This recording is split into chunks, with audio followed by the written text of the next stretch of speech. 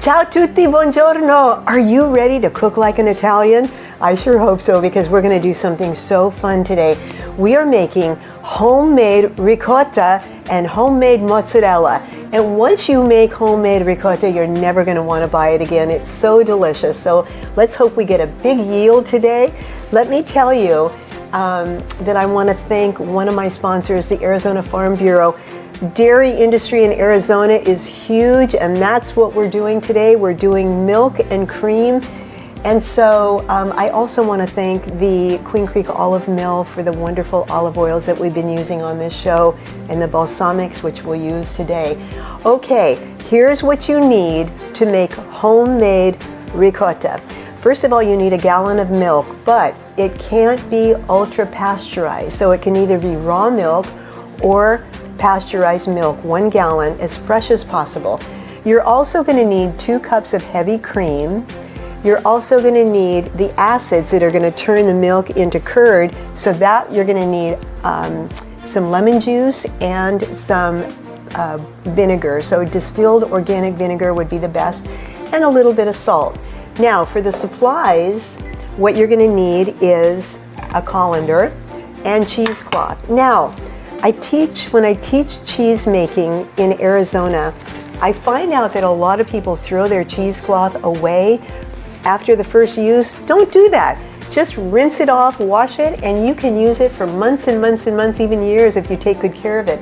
Once it starts getting a hole in it is when you want to replace that. But don't throw that cheesecloth out. It's expensive and it'll work for you for years.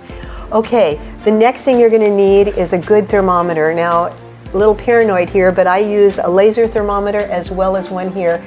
I want to get my cheese for ricotta up to 185 degrees. That's a magic number. So what I did is I put the gallon of milk in my pot. I added the 2 cups of cream and a little bit of salt. Okay, I'm just making sure here that we bring it up to 185. Okay, I just want to wait till it's 185, and look at that, 185 degrees. I'm going to take it off the heat. And now it's time to add the acid. So it's 1/3 of a cup of lemon juice and 1/4 of a cup of organic distilled vinegar. That's all it is. That's all it takes to make ricotta. I'm just going to give it a quick stir, and I'm going to put the lid on, and when we come back, Lord willing, we will have curd. We'll be right back. Okay, my ricotta is almost ready to reveal to see if we got some curd. Remember, I used 1 gallon of milk, 2 cups of heavy cream, a little salt, and then we added the acids, which is lemon juice and vinegar. That's all there is. Bring it up to temperature, 185 degrees, and I'm just going to wait 1 more minute. You know, the dairy farming in Arizona is huge. They're mostly family farms. They have about 2,000 cows per farm. Now, if you think about the rest of the country, most family farms have about 150 cows. 2,000 cows per farm in Arizona, and we have so much sunshine. 300 days a year they are getting milk. That's amazing. So, okay, here we go. Let's see if we got curd here. I've got my cheesecloth, and I've got a bowl that's going to take the whey, and I'm going to scoop it out with a colander, and oh my goodness, we have curd. Look at this. It's beautiful, absolutely beautiful. I'm just going to pour that right into the cheesecloth. Oh my goodness, we're getting a lot of curd today. Now, what's left is going to be the whey, and a lot of people throw it out, but you know what? Your plants will love it. You can cook with it, replace it if you're baking, replace it with the curd instead of milk. And oh my goodness, this is amazing. We're getting a lot of curd here today. What's going to happen is I'm just going to let it drain, and then we will turn this into cookies. But I just want to show you the yield that we're getting already. Oh my goodness, look at this. lots and lots and lots of ricotta. It's not going to take long to drain. Oh, we're getting a lot of it. Okay, I'm going to finish doing this. When we come back, we're going to make ricotta cookies. They're going to be your favorite treats of all time. We're cooking like an Italian. I want you to see what's happening here. As the ricotta is draining, it's pulling away from the cheesecloth. Can you see this?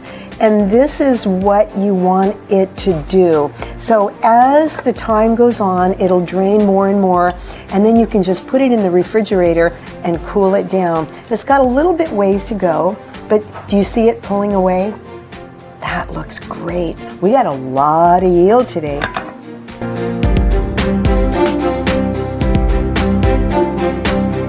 Well, the ricotta turned out just right.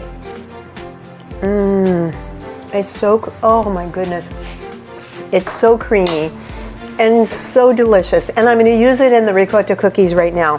So you're going to love these little pillows of goodness, little pillows of Italian goodness.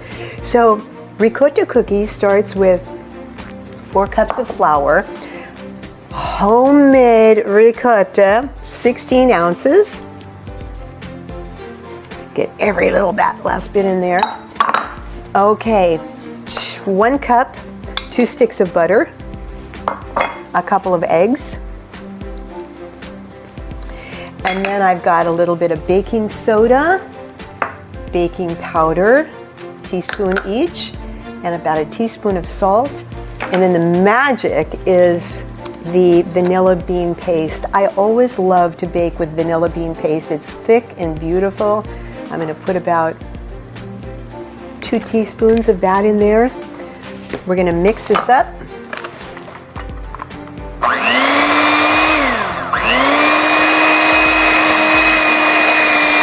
Okay, my dough is all mixed up and ready to go with that beautiful homemade ricotta in there. I can't wait for you to try it. It's so exciting to see that curd. Another great project for kids as well. So now what I'm going to do is just drop these little pillows of goodness right onto my baking sheet with parchment paper. I want about, maybe a heaping teaspoon. And these are going to bake up in about 8 minutes. And then when they come out of the oven, we're going to put the cutest little sprinkles on them. I'm going to make a glaze, and it's so easy to make a sugar glaze. It's just powdered sugar and a little bit of milk or water or cream, and stir that together, and you've got a beautiful glaze, which we will do in just a minute. Okay, these are ready to go in. My little ricotta cookies. Great after-school snacks for kids and after-school snacks for adults. All right, here we go. In the oven for 8 minutes, and we'll be back to glaze them. My ricotta cookies are out of the oven 8 minutes, and they're beautiful and puffy. They're like little Italian clouds. And I want to ice them, and it's super easy. It's powdered sugar and a little bit of cream.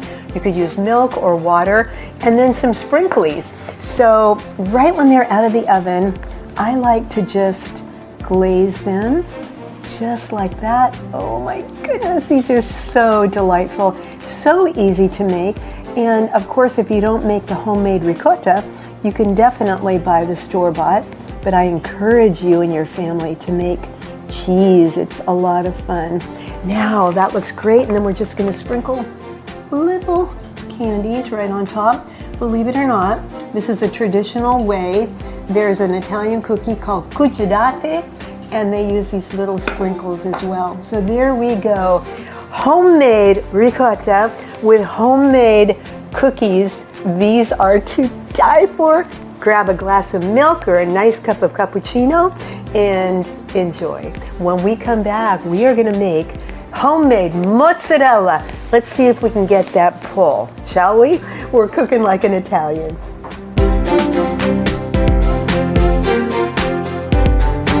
Welcome back to Cook Like an Italian. We made homemade ricotta, and then we turned those into ricotta cookies, and now we're making homemade mozzarella. So it's a very different process, very different acids. So you're going to start always with 1 gallon of milk, whole milk, not ultra pasteurized. It will never work if you use ultra pasteurized. It's been processed and it's taken all the elements that would create the curd. So always look for pasteurized, never ultra pasteurized. Now, instead of the lemon juice and vinegar, for the mozzarella, we are using citric acid, and I get a lot of yield with rennet. This is animal rennet. There's lots of different ways to make mozzarella, but I prefer a little bit, and it's really a little bit. It's 1/4 of a teaspoon of rennet and 1.5 teaspoons of citric acid.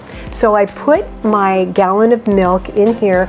I added the citric acid and I stirred it for 30 seconds. And there we go. I want it to be 90 degrees. So I'm going to take it right off. It just hit 90. I'm going to take it off the heat. I'm going to stir in my rennet, and I'm going to stir it for 30 seconds. And the interesting thing about making cheese is that you need to start from the bottom and bring it up.